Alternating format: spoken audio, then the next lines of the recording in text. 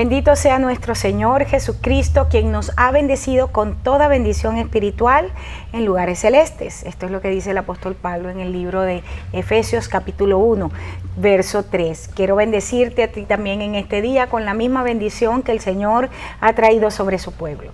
Yo soy la pastora Corey Gómez de la Iglesia Avance Global. Para nosotros es de mucha bendición poder compartir contigo en cada uno de nuestros programas, sabiendo que la palabra que el Señor está compartiendo con nosotros es una palabra de bendición, es una palabra de revelación, pero es una palabra que nos está llevando a nuevos niveles en Él, sobre todo para tener intimidad con Él. Durante nuestra programación tenemos una línea de oración abierta. Quiero invitarte a que nos llames con toda confianza. Tenemos personas dispuestas a compartir contigo, a orar por ti, a entrar contigo en acuerdo de oración. Así es que está allí el número de teléfono en tu pantalla. Y también si quieres saber acerca de nosotros como ministerio, puedes vernos en el www.globaladvancechurch.org. También puedes seguirme más de cerca en mi página en Facebook en el www.facebook.com/Corey Gómez. Y bien, he estado compartiendo con ustedes en una serie muy interesante. Hemos estado hablando acerca del plan de Dios con respecto a la mujer, cómo el Señor ha estado restaurando a la mujer a su posición inicial en Él. Y para esto he invitado a una persona, mi hermana, la pastora Ogla Hernández, quien ha venido desde Venezuela a visitarme, pues, y no podíamos perder la oportunidad de tenerla con nosotros en los programas de televisión. Gracias, Ogla, por estar con nosotros. Gracias otra vez, realmente que estoy disfrutando este tiempo. Ay, qué bueno porque yo también lo he estado disfrutando y sé que nuestra audiencia ha estado no solamente disfrutando la conversación, pero sé que está siendo de muchísima bendición este tiempo. Eso creemos. Y no solo eso, sino que en este tiempo hay una liberación que se está produciendo en la mente de muchos hombres y muchas mujeres. Así que esperemos que esta sea una buena ocasión para que este trabajo de Dios por medio de su Espíritu Santo continúe. Amén. Ogla, y estábamos, decía yo en el programa pasado que hoy quería tratar contigo, que me gustaría que habláramos un poco acerca de la frase que se utiliza en la Biblia, porque el marido es cabeza de la mujer, así como Cristo es la cabeza de la iglesia, la cual es su cuerpo y Él es su Salvador. Me gustaría que habláramos un poco de esto. Vamos a estar en Efesios 5:23, que es justamente este pasaje. Creo que es importante que podamos desmenuzar un poquito esto, porque justamente a causa de una manera errónea de interpretar este pasaje, hemos llegado a conclusiones sumamente peligrosas en el cuerpo de Cristo. Vuelvo a decir, Efesios 5:23 dice, porque el marido es cabeza de la mujer, así como Cristo es cabeza de la iglesia, la cual es su cuerpo y Él es su Salvador. Es interesante esto, Corey, porque cabe destacar que aquí el asunto que está moviendo al apóstol Pablo no tiene que ver con jerarquía respecto del hombre y la mujer. Él no está hablando nada que tenga que ver con quién está en control o quién está debajo de quién. Aquí el asunto es que Pablo, así como con la iglesia de Éfeso, con todas las iglesias de Corinto y todas las iglesias que les tocó tratar, con los gentiles en general, él está tratando una cuestión de orden. Había una enseñanza que estaba entre los gentiles, pues eran gente que venía de una adoración pagana, que era lo que ellos tenían como enseñanza básica, que el hombre procedía de la mujer, que la mujer había sido primero. ¿Cuál es el paradigma? ¿Qué es lo que el apóstol está tratando de derribar sobre la iglesia? Esta enseñanza errónea para traer la enseñanza correcta de quién fue creado en el orden de la creación. Aquí Pablo no está diciendo quién es el jefe. O quién es mejor. No, y es que aquí el punto no es ese. Aquí el punto es que Pablo quiere establecer claridad sobre un orden.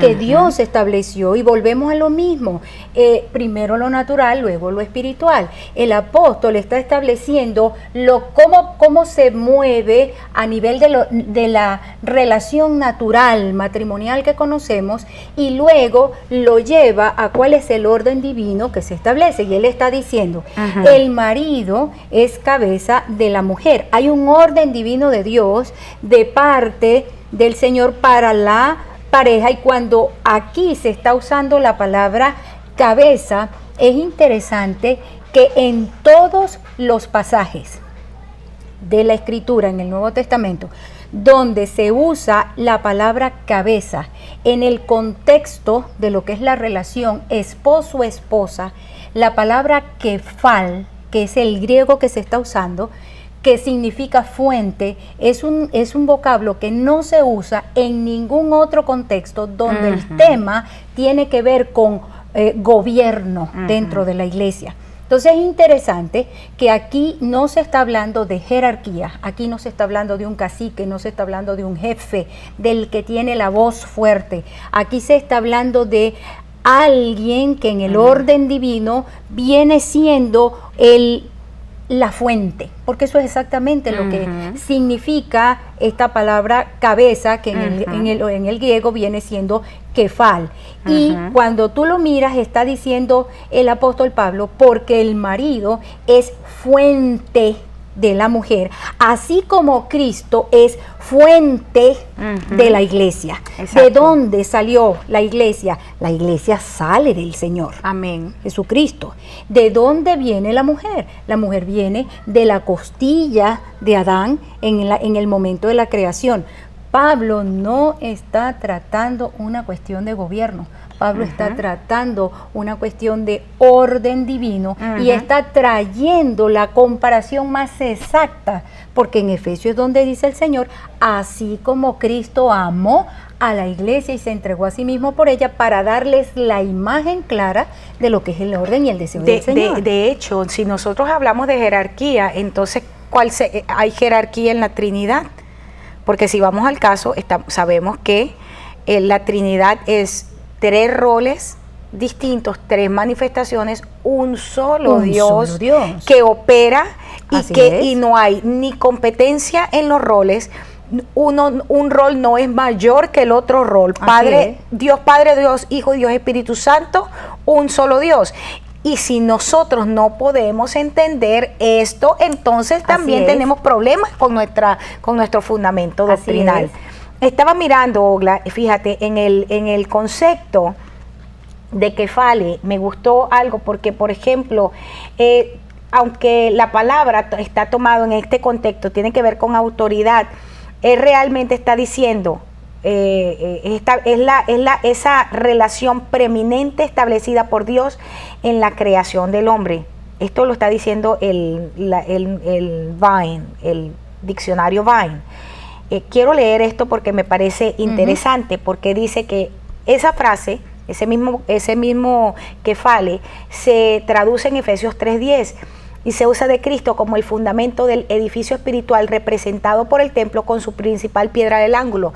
Entonces, cuando está usando la palabra cabeza, es la misma palabra que se traduce como piedra angular, como modelo para el patrón que se establece para seguir por allí. O sea, Jesucristo como piedra angular era el patrón, la referencia para que las demás piedras fuesen hechas de tal manera que el edificio pudiese ser establecido. Dice también esto, me llamó muchísimo la atención y lo quiero leer.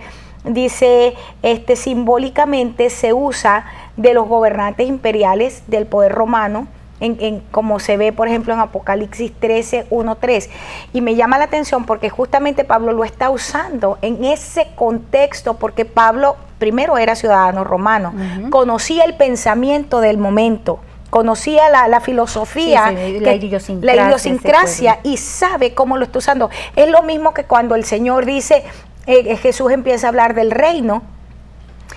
la gente entendía lo que Jesús estaba hablando, porque el contexto, la idiosincrasia que ellos estaban manejando, el paradigma de vida, tenía que ver con todo lo que el Señor estaba utilizando. No es lo mismo que para nosotros, que venimos de, por ejemplo, gobiernos que son o democráticos o izquierdistas, y nos cuesta relacionarnos con el concepto reino, nos cuesta relacionarnos con el concepto de un soberano, nos cuesta relacionarnos con lo que significa reverenciar a un rey. ¿Por qué? Porque no es nuestro paradigma, y por eso es que necesitamos nacer a la revelación. Pero el apóstol Pablo sabía lo que estaba diciendo, y la gente que lo estaba escuchando podía entender adecuadamente lo que el apóstol le estaba diciendo. Así es, en ese contexto. De hecho, siempre es importante ver cómo el apóstol hace esos usos bien específicos de vocablos, ¿no? Y aquí, ya habiendo hablado, ¿no? Y creo yo que queda claro el hecho de a qué se está refiriendo el apóstol. Es una cuestión de establecer el orden. ¿Cuál es el orden establecido por el Señor? ¿Cómo funciona para la familia? Funciona exactamente igual para la iglesia, y no se está hablando de jerarquía, se está hablando de fuentes, de qué representa el esposo para la esposa, y es en esos términos en donde el elemento sumisión entra en juego, porque en ningún momento estamos hablando de que ahora el elemento sumisión va al contexto de lo que es la iglesia como tal, el cuerpo de Cristo, la congregación, y solamente por el hecho de ser varón, todas las que están allí, mujeres, tienen que someterse a él. Que es la parte que quería traer a colación, porque no dice que el varón es cabeza de la mujer, sino el esposo es que eso es correcto, cabeza de la esposa. Porque ahora no es que imagínate tú que yo llegue a cualquier lugar y todos los hombres de ese lugar son mi cabeza. ¿Qué tal? ¿No? Entonces, esto es importantísimo, porque esto es lo que se maneja. Y por eso es que las mujeres dentro de la congregación, no importa sea quien sea, tiene que estar debajo. No. El esposo, esto es una figura, es una palabra que se está usando en el contexto bien específico. Matrimonio. Exacto. De la misma manera como Cristo con su esposa, la iglesia. Sí. No es en otro tipo de relación. Sí. Esto es importante. Esto es bueno, porque fíjate que hay un pasaje bien interesante en primera de Corintios 14, 26, cuando el apóstol Pablo dice, lo voy a leer, dice, ¿qué hay pues, hermanos? Y generalmente pues uno piensa que él se está refiriendo a la comunidad masculina que está allí. Y cuando tú te vas al original, te vas a encontrar que hermanos viene del griego parientes, que incluyen varones y hembras. Amén. Cuando tú dices, yo tengo 5 hijos, 2 varones, 3 hembras, ¿verdad? A ese parientes. Y en este caso del pasaje de Efesios 5:23, cuando estamos hablando de esposo, el original allí está hablando de aner, que está hablando específicamente del pariente masculino, ¿verdad? De la persona del masculino. Y en el caso de cuando está diciendo aquí en Efesios 5:22, las casadas estén sujetas a sus propios maridos o esposos como al Señor. Aquí la palabra maridos o esposos es aner. Amén. Está hablando de varones. En Adelfos no está hablando, perdón, en 1 Corintios 14 no está hablando de aner, sino está diciendo que hay pues, hermanos, cuando ustedes se reúnen, cada uno de ustedes tiene salmo, tiene doctrina, tiene lengua, tiene revelación, tiene interpretación, hágase todo para edificación. Y él está diciendo, Adelfos, y está diciendo, hermanos, hombres y mujeres que se reúnen en la congregación para adorar, para traer revelación, para traer salmos, para traer doctrina. Esto es importante porque lo que pasa es que nosotros en la traducción al español, nosotros hicimos un general, ¿ok? Por eso que decimos los hombres, y nos podemos referir a mujeres y a varones y hembras. Eso es en el caso de cuando decimos mis familiares, se refiere también a mujeres y a hombres, que es el adelfos, y por eso es que la diferenciación con el aner, que tiene que ver específicamente con varón. Pero ¿sabes qué quería mencionar? 1 Corintios 11:3, volviendo al hecho de la cabeza, porque en 1 Corintios 11:3 dice, quiero que entiendan que Cristo es cabeza del hombre, de todo hombre, mientras que el hombre, ahí es el esposo Aner, es cabeza de la esposa. y allí el nombre para mujer, para esposa, no es ni siquiera el que usó Pablo en 1 Corintios 14, sino que es esposa gunei. Esa palabra, aquí mismo, porque pues qué interesante ver aquí, es la palabra guné, que tiene que ver con la mujer casada. Mujer casada. No tiene nada que ver con el género femenino. O sea, no es género femenino en general, sino guné, la mujer casada. Esto es muy importante. Está bien limitado ese texto. Así es. Aquí dice, mira, me gusta verlo, y el aner, que es el esposo, marido específicamente, no es varón, sino aner. Así para es. Marido, guné, mujer casada. Luego lo que está diciendo es que el esposo es cabeza de la esposa. De su esposa. Exactamente. Exactamente. De la misma manera que Cristo es cabeza de su esposa, la iglesia, y luego en ese pasaje dice, y Dios es cabeza de Cristo. ¿Por qué? Porque hay una relación intrínseca aquí. Cuando hablamos acerca del misterio de que somos uno. Así es. Vayamos un momento en este verso de atrás hacia adelante. ¿Cuál es el misterio de la Trinidad? Que habiendo una manifestación de tres, son uno indivisible. Por eso es que el término triunidad también es correcto. Nos vamos no al hombre y a la mujer general, sino al esposo y a la esposa. Una vez que se unen, el misterio ¿cuál es? Que se convierten en una unidad indivisible, una manifestación con dos roles, que fue exactamente el principio. Y creó Dios al hombre, varón y hembra los creó, una unidad indivisible. Y entonces está diciendo, Cristo justamente con el hombre igual, la misma, esa unidad indivisible. Por eso el énfasis aquí es una cuestión de orden. Amén. No es una cuestión de jerarquía.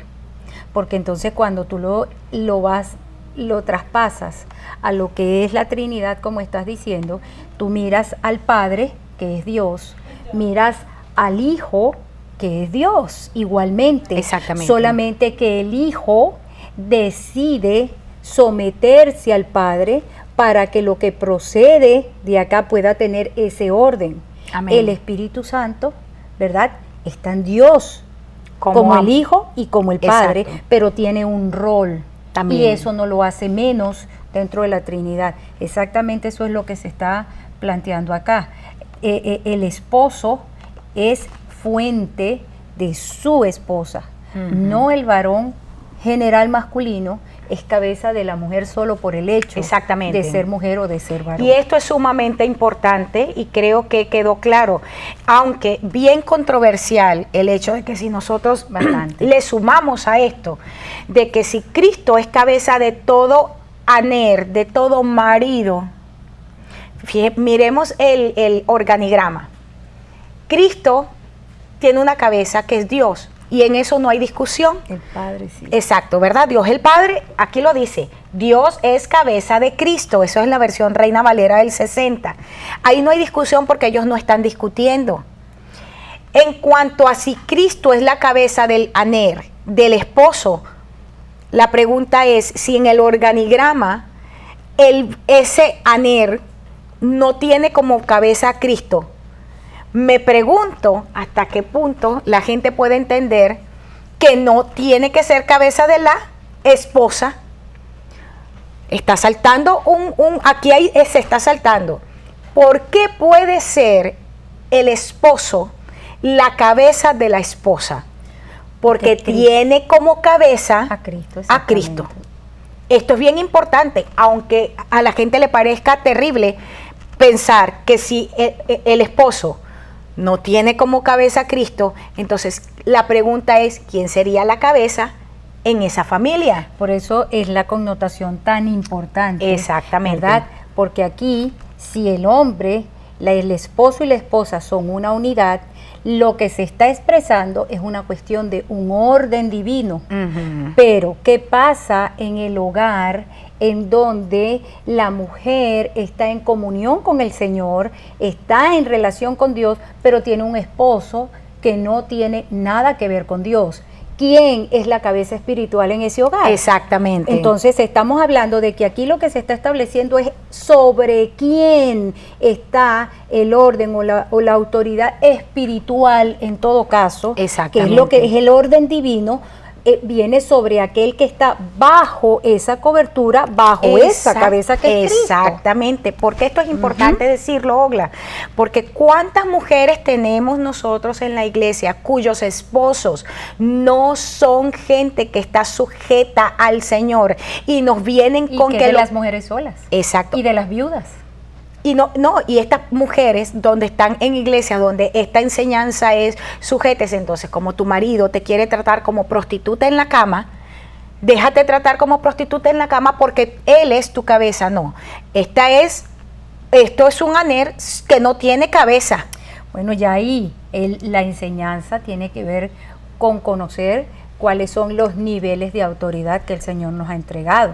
Y ahí hay ese es otro tema incluso sumamente interesante que tiene que ver con este mismo aspecto. Y lo vamos a tratar. ¿Por qué es importante? Porque aunque pareciera otro tema, está 100% relacionado. Claro que sí. Porque estamos teniendo problemas en las familias, porque nosotros queremos aplicar un orden a la familia. Pero un orden de dominio, de jerarquía. Exactamente. De un jefe, de un cacique, pero no hay ese elemento fuente. Cobertura, pero la cobertura que cubre para cumplir el propósito de Dios. Y yo veía en una de las series pasadas lo que significaba estar en una cobertura Lot y en una cobertura abrámica.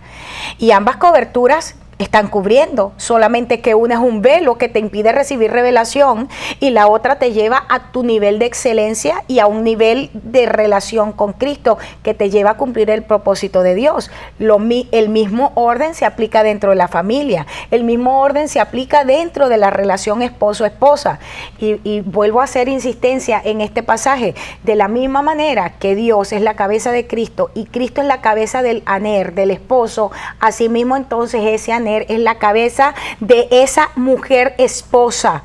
Pero cuando se saltan los órdenes, y lo vamos a tratar, muy probablemente vamos a saltar a esta parte porque creo que es necesario que nosotros veamos esto. Y que siendo cabeza de la esposa, volvemos a lo mismo, sometiéndose mutuamente, trabajando en esa unidad, pero entendiendo cuál es su responsabilidad espiritual. Volvemos a lo mismo, cuando Dios pone al hombre en el Edén, lo pone para que sea co-creador con él. Dice la Escritura que todos los días Dios venía al Edén para entrar en comunión con el hombre y le entrega una tarea. ¿Cuál? Este hombre comenzó a profetizar, a ponerle nombre a todas las cosas. ¿Y qué dice la Escritura? Que aquello sobre lo cual tú pones nombre tienes autoridad. Exactamente. Entonces, es como que en este tiempo es sumamente importante el énfasis que el Señor quiere que se haga al hecho de que Él quiere que el hombre, varón, dentro de lo que es la relación familiar, siga entendiendo el rol. Y en este caso yo diría, el hombre, la creación de Dios, versión hombre-mujer, ¿cuál es nuestro propósito? ¿Cuál es nuestra tarea? Hacer el propósito de Dios. El Señor está hoy también queriendo traer algo sobre la humanidad, pero nosotros necesitamos experimentarlo en nuestras propias familias. Tú no puedes caminar al proyecto grande si en tu proyecto pequeño tú estás vencido. Eres un fracasado. Tú no podrás lograr establecer la victoria, el gobierno del Señor en todas partes si en esta pequeña tierra y en lo que se refiere a tu familia no estás estableciendo o no estás teniendo esa victoria. El Señor nos quiere a nosotros caminando de lo pequeño a lo grande, pero teniendo su mismo corazón. Amén. Hay un pasaje en Colosenses 3, 10 y 11 cuando habla acerca de que estamos revestidos del nuevo hombre conforme a la imagen del que lo creó, se va renovando hasta el conocimiento pleno. Dice, no hay griego ni judío, circuncisión ni incircuncisión, bárbaro ni escita, siervo ni libre, sino que Cristo es el todo en todos. Y aquí está hablando entonces de ese orden, del segundo orden adámico. Y nosotros estamos revestidos de ese orden y estamos conformados a la imagen del que creó ese orden, que es Dios Padre, ¿verdad? Dios el Padre creó ese orden y en ese orden nos vamos renovando porque el conocimiento o la revelación es progresiva. Y nosotros en esa revelación que el Señor ha estado trayendo, va trayendo, no somos los mismos que cuando conocimos a Cristo un día, hace tantos años, sino que nosotros a partir de ahí hemos estado creciendo en una revelación que no es información, sino que es el conocimiento, pero que nos lleva a una transformación. Una vivencia permanente. Exactamente. Imagínate si tan solo nosotros pudiésemos ver una iglesia que sale de estos pequeños traspiés en los cuales hemos venido caminando por tanto tiempo. Si tan simplemente la iglesia se levantara por encima de esto, tú puedes por un momento imaginar todo hasta dónde nosotros pudiésemos llegar en esto del propósito del Señor. De llevar, de extender y establecer el reino de Cristo en este tiempo. O sea, cuando nosotros no estuviésemos peleando de quién se trata, ni a quién se pone, sino donde nosotros todos estamos siendo usados. Y mira, yo diría que tendríamos grandes sorpresas. Especialmente, sí, que cuando se abre el parámetro, el ángulo para que Dios use con libertad a todo el que se deja usar, simplemente no es lo mismo cuando yo siento que nadie puede ocupar mi lugar porque yo soy el que está establecido aquí, a que, bueno, así como vasos son llenos, el Señor se va a glorificar en esos vasos. Amén. Entonces eso me impone a mí un reto. O yo busco a Dios, o yo camino en revelación, o yo me quedo atrás. Entonces, poder, control, manipulación, siempre está allí. La simiente del enemigo, de Satanás, siempre estará allí tocando a la puerta. Como dice, exacto, el pecado está a la puerta. Ajá. Y nosotros podemos ceder. Ya estamos por terminar, Ogla, déjame recordarle a nuestra audiencia, vamos a seguir tratando este tema que está sumamente interesante y vamos a tratar en el próximo programa, Ogla, vamos a hablar un poquito más acerca de la sumisión y vamos a hablar un poquito acerca de cómo esto del oficio gubernamental, del liderazgo dentro de la familia. Vamos a estar hablando un poco de esto y yo sé que va a ser de mucha bendición para la gente, porque no solamente a nivel de familia, a nivel de iglesia, necesitamos dilucidar un poco estos aspectos. Quiero invitarte a que nos sintonices el día de mañana porque sé que va a ser de bendición para tu vida. Sé que el Señor está trayendo muchísima revelación a tu corazón en este momento y esto te va a permitir caminar en una nueva dimensión. Quiero decirte, Ogla, que algo que yo estoy convencida es lo siguiente. La iglesia institucional está en este momento peleando si decide o no tomar la revelación y caminar en ella. Pero lo que yo sí sé es esto, que la verdadera iglesia de Jesucristo está hermosa, revestida del Señor y caminando con su Cristo, obedeciendo las órdenes de su Maestro. Así es. Te espero en mi próximo programa, que el Señor te bendiga y te guarde.